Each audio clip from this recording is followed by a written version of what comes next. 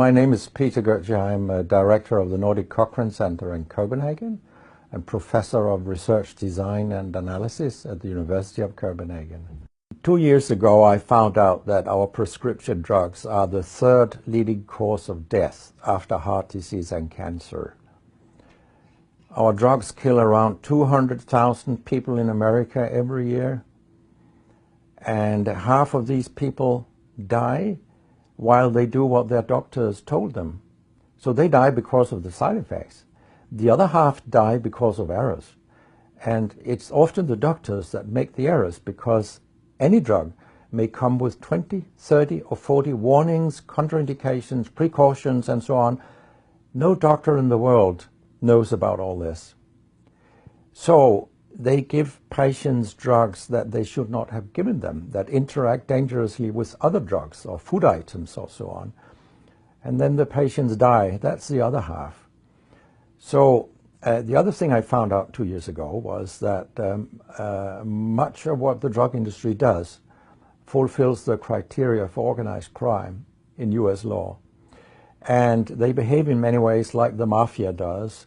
They corrupt everyone they can corrupt. They have bought every type of person, even including ministers of health in some countries. So there is a huge amount of corruption. In my country, for example, Denmark, we are regarded as having very little corruption. But yet we have thousands of doctors on industry payroll, although we are just 20,000 doctors.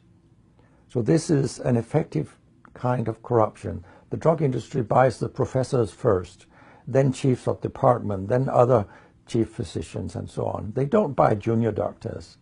So when several thousands are on industry payroll, it's really, really bad. And that's why I wrote my book, Deadly Medicines and Organized Crime, How Big Pharma Has Corrupted Healthcare. I hope to convince patients not to take so many drugs, because so many die from the drugs they take. In my country, people take so many drugs that every single citizen can be in treatment with 1.5 drugs from they are born till they die. This is incredible. And drugs are not that helpful. And they kill very many of us. We know that. That's why drugs are the third major killer after heart disease and cancer. So what we need in the coming years is to take far fewer drugs than what we do currently.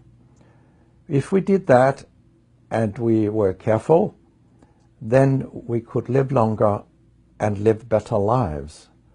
Because drugs have many side effects, and patients often don't realize that when they become worse, that it could be a side effect of the drug, which they continue taking because that's what their doctors tell them.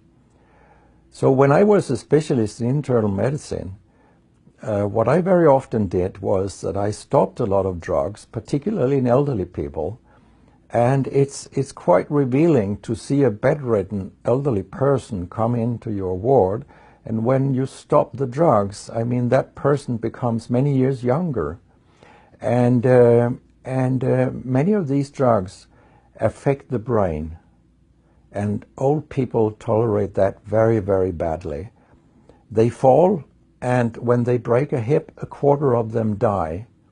And for example, antidepressant drugs are used in more than 10% of our elderly. And they seem to kill 3% of them every year. I mean, if 100 old people take an antidepressant for 1 year, 3% of them will die because they fall and break their hip. This is a huge death rate. So a lot of other drugs than antidepressants also make people fall and kill them. And they may affect your cognition, your memory and all these things. And then they interact in ways that we know almost nothing about. Very many elderly, they take more than 5 drugs a day, and we actually don't know how these drugs interact with each other. What we do know is that all drugs have many effects in the body, and some of them interact also in their metabolism. so that you can get a too high concentration of a drug if you take other drugs simultaneously. So we make a lot of harms that we don't even recognize. I have a pretty colorful collection of things people have called me during all these years.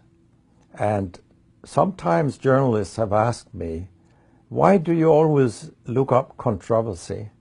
And my reply is, I don't. Controversy looks me up. Because it's not popular to tell the truth in healthcare. You will get a lot of enemies. Because a lot of people make money on false premises. Doctors and industry alike. And our drug regulators and our politicians, they are on board on this wagon. So very few people are independent of money in healthcare. And of course, I have attacked a lot of holy cows during my career, and people have screamed loudly.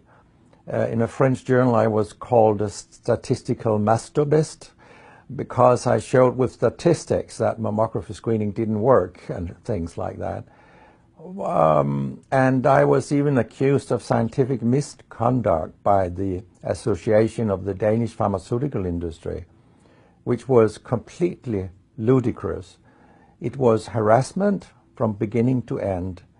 They came with vague arguments that we cannot recognize the conclusions in your study, and they could have come up with numbers and said, these numbers are wrong. They didn't do anything. It was only harassment.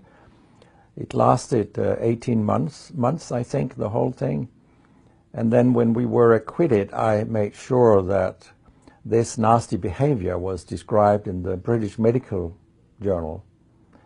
So after that, they haven't come so much after me, the Danish drug industry. And when my book about organized crime came out, they just lied about it, as they always do. That my examples were old, they went back 90 years and so on.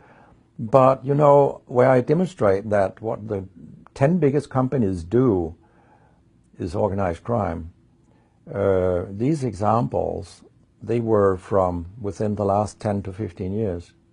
That's not old examples. And the crimes have increased because when crime pays, you will have more crime. That's how capitalism works.